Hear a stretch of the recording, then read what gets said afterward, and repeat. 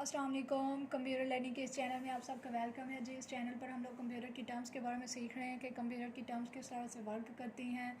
इसमें हम लोगों ने कंप्यूटर की जो बेसिक है उसके बारे में हम लोगों ने पढ़ा। उसके बाद C++ की प्रोग्रामिंग है, उसके जो स्ट्रक्चर है उसके बारे में हम लोगों ने पढ़ा। फिर वेरिएबल की डिक्लेरेशन, इनिशलाइजेशन के बारे में पढ़ा, इफ स्टेटमेंट के बारे में पढ़ा। अब हम लोगों ने लूप वाला जो चैप्टर है वो स्टार्ट किया हुआ है। इसके अंदर हम लोगों ने लूपिंग के बारे में पढ़ा है। उसकी जो टाइप है वाइल लूप, उसको हम लोग फर्दर डिटेल से डिस्क्राइब कर रहे हैं प्रोग्रामिंग के थ्रू।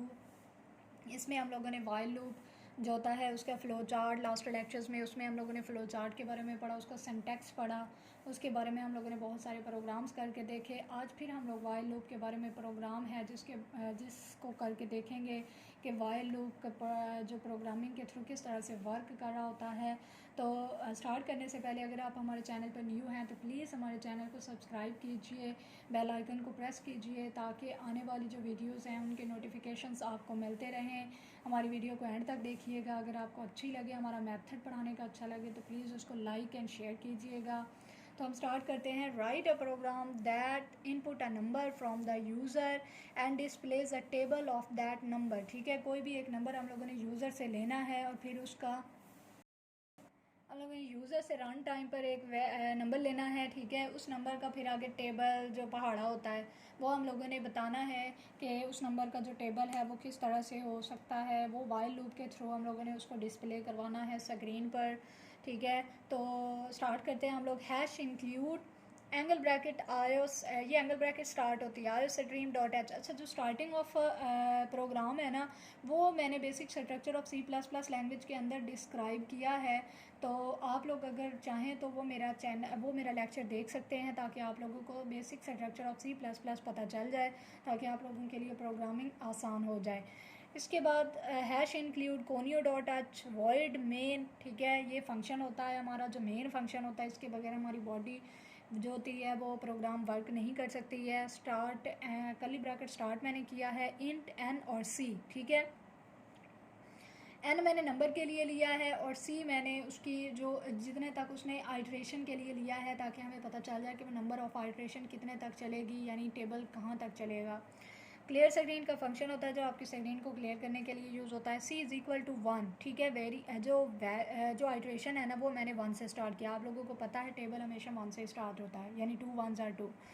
तो सी आउट एंटर अ नंबर, कोई भी एक नंबर आप लोग दे दो जिसका आप लोग टेबल लिखना चाहते हो, वो आप लोग नंबर किसके अंदर स्टोर कर दोगे जी, एन के अंदर। अब मैं सपोज कर लेती हूँ कि मैंने 3 नंबर लिया, यानी मैं 3 का टेबल चाहती हूँ कि मैं लिखूँ। वाइल सी लेस देन इक्वल है 10। अब सी की वैल्यू कितनी है 1, लेस देन इक्वल है 10 के। ठीक है, तो 1 जो होता है वो लेस देन होता है, इक्वल नहीं होता है लेकिन लेस देन होता है। तो कोई एक कंडीशन भी ट्रू हो जाए तो इसका मतलब ये होता है कि आपका प्रोग्राम ठीक है, आपकी कंडीशन ठीक है।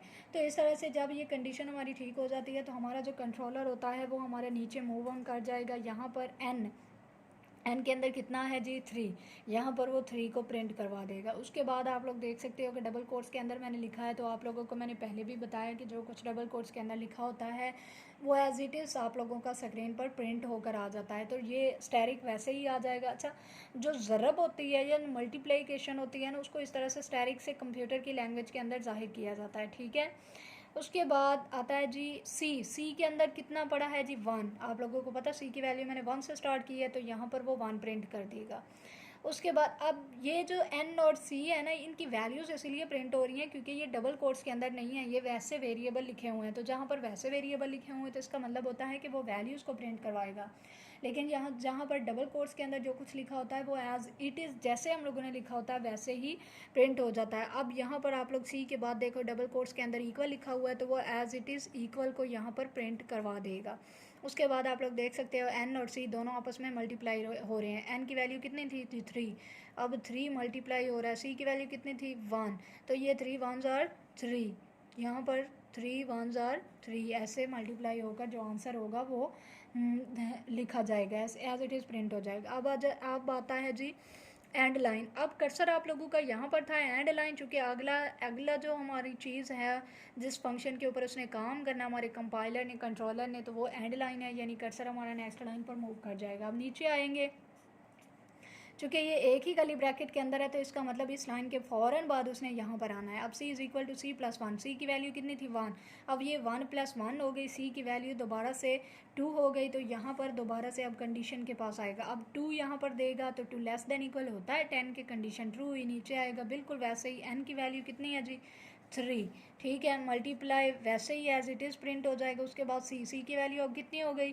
2, ठीक है। उसके बाद डबल कोट्स के अंदर इक्वल है तो इक्वल एज इट इज़ हो जाएगा। अब n और c दोनों मल्टीप्लाई हो रहे हैं तो ऐसे 3 2s आर कितना होता है जी 6, वो एज इट इज़ प्रिंट करवा देगा। बिल्कुल ऐसे ही चलते जाएंगे, जब हमारा 10 तक पहुंच जाएगा ना तो वो इस तरह से 30 मल्टीप्लाई करने के बाद एंड लाइन की वजह से अब ये एंड लाइन प्रिंट हो जाएगा, तो ये एंड लाइन की वजह से हमारा कर्सर यहाँ पर आएगा।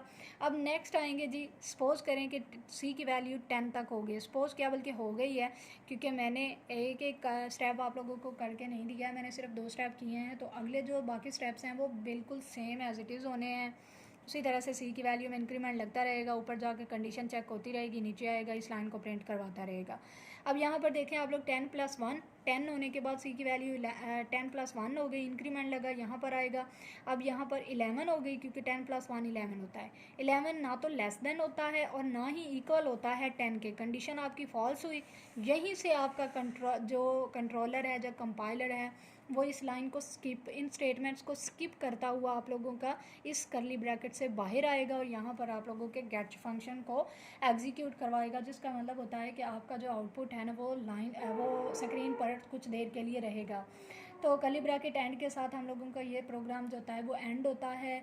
आई होप कि आप लोगों को ये प्रोग्राम सही तरह से समझ आया होगा, जिसमें हम लोगों ने डिस्क्राइब किया है कि व्हाइल लूप वर्क किस तरह से करता है। Thank you so much for watching this video and channel also subscribe our channel.